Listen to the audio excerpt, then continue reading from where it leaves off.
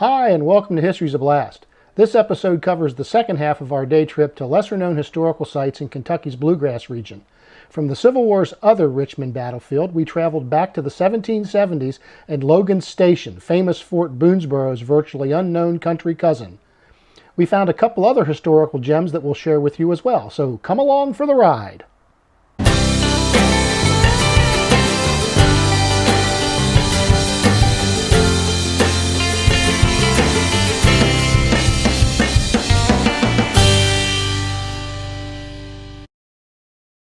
A relatively small town, Stanford is a 40 to 50 minute drive southwest of Richmond. Heading west on state roads and turning south on U.S. Highway 27 at Lancaster, we turned right on State Route 78, which soon becomes Main Street in Stanford. Stanford is the county seat of Lincoln County.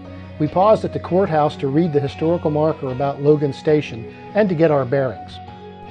The official date of the settlement's founding, just 2 weeks after Boonesborough up on the Kentucky River near Richmond, tells us that April 1775 was a busy month in this region. Google Maps told us there was a railroad depot nearby, so we took a detour past it on our way to the reconstructed fort. The museum there was closed, probably too early in the great post-pandemic reopening for staffing to be coordinated. But that big brick building was intriguing, so we decided to stop by later for a walk around.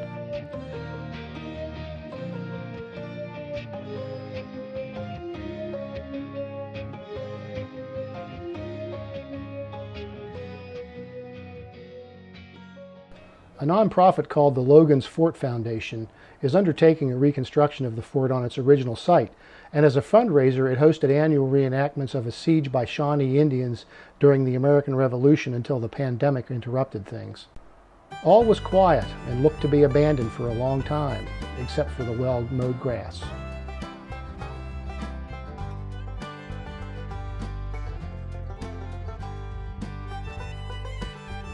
Apparent plans call for the spaces between the cabins to be stockaded and the remaining open area to be enclosed, and 3 more blockhouses like this one to be erected.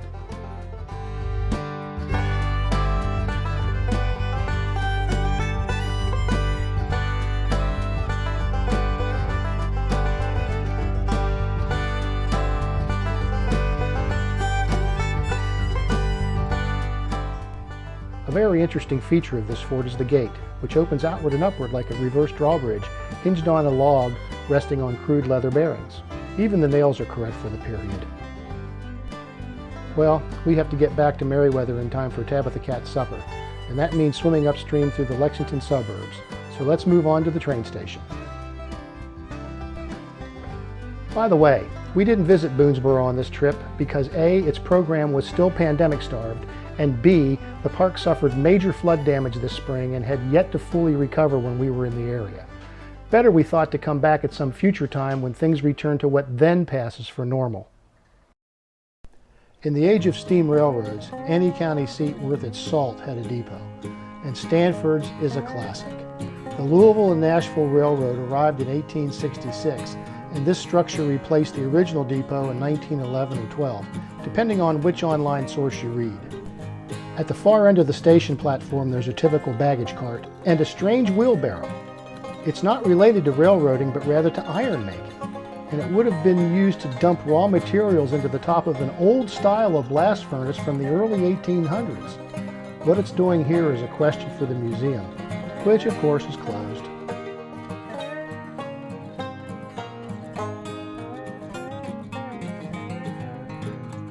Across the street sits a nice display including a track speeder that maintenance crews used to use before railroads added flanged wheels to the undercarriages of highway trucks like you see today.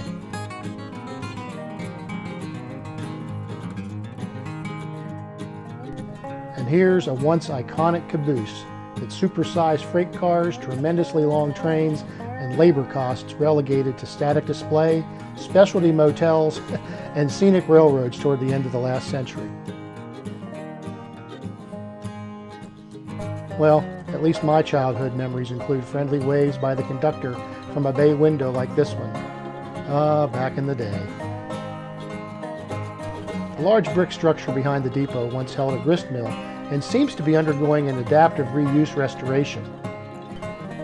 The other side of the historical marker that I'm walking toward dates the building to the 1880s. The grist mill operated continuously until John Bachman Jr., presumably the son of one of 3 founding brothers, retired in the 1960s.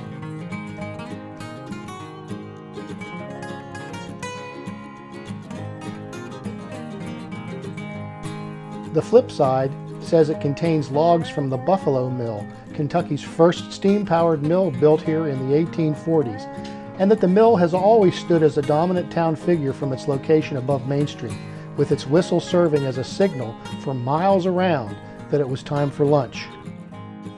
Our late afternoon visit to Stanford, Kentucky, which to be honest is a pretty out-of-the-way place, goes to show that there's history everywhere that you can see and touch if you look for it. Thanks for watching. Please click the thumbs up icon to like the video and share with your friends via email or social media. I'd love to have you subscribe, and if you do, please click the little bell icon so you'll get notifications whenever I post a new video. Goodbye.